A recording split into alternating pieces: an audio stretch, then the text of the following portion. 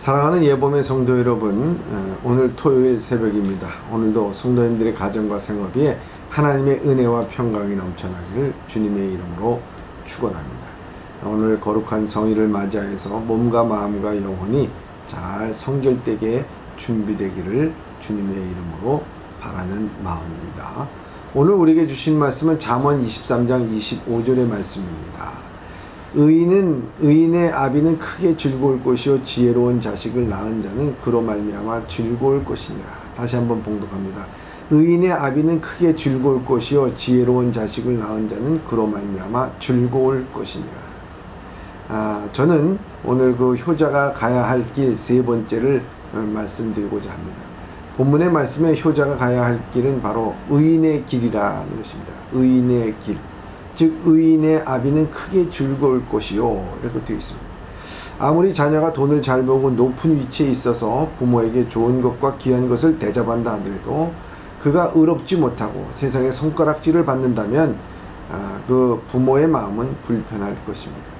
불편함을 넘어 자녀에게 충고할 것입니다. 그렇게 살지 말라고 심히 걱정이 된다고 말할 것입니다. 그런데 오늘 말씀에 보면 의인의 아비는 크게 즐거울 것이요 지혜로운 자식을 낳은 자는 그로 말미암아 즐거울 것이니라 이렇게 말씀하고 있습니다.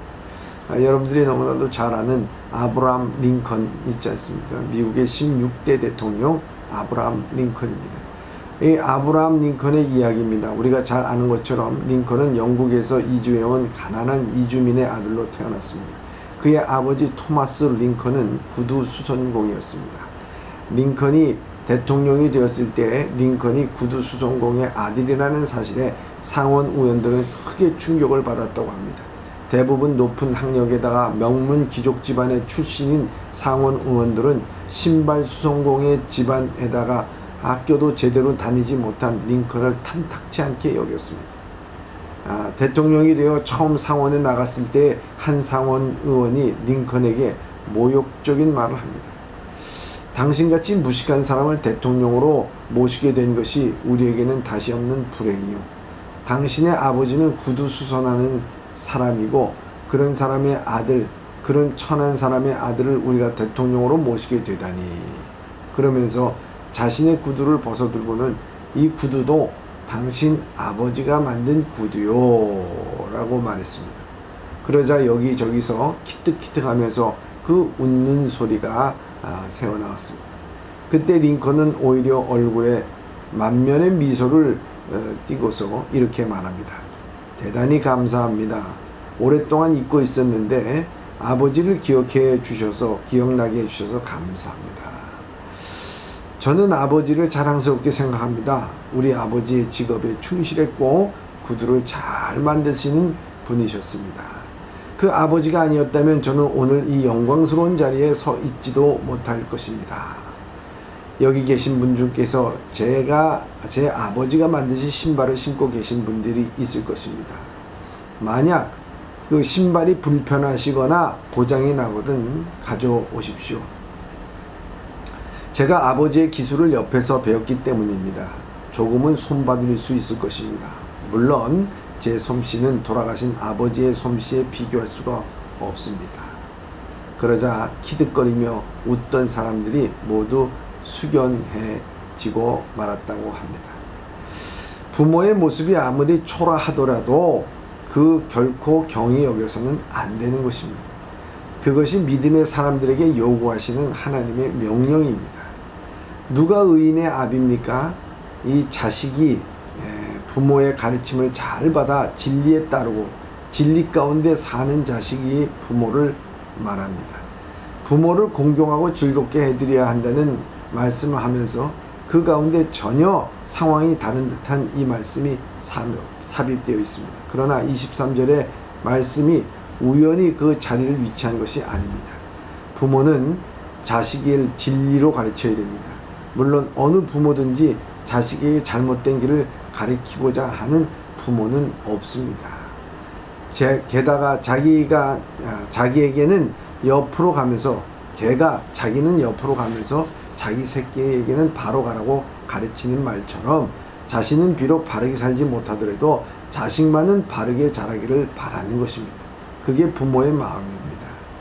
그런데 더 중요한 것은 부모가 자식이 보는 앞에서 바르게 사는 것입니다. 자신이 그렇게 바르게 살면 자식에게 바르게 살라고 가르쳐야 그 가르침에 효과가 있는 것입니다. 그리고 그런 부모 아래서 진리를 배우고 진리를 얻는 사람은 복된 사람입니다.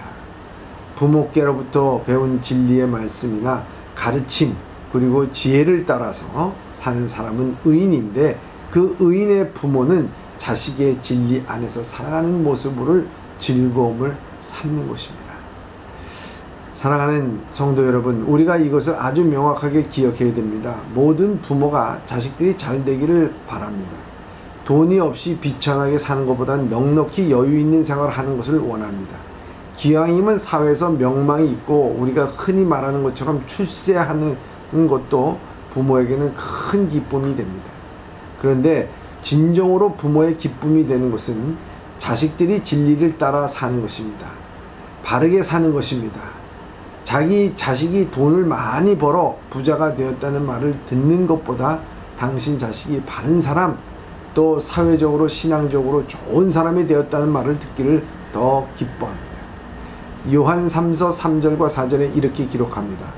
형제들이 와서 내게 있는 진리를 증언하기에 하되 내가 진리 안에서 행한다 하니 내가 심히 기뻐하노라.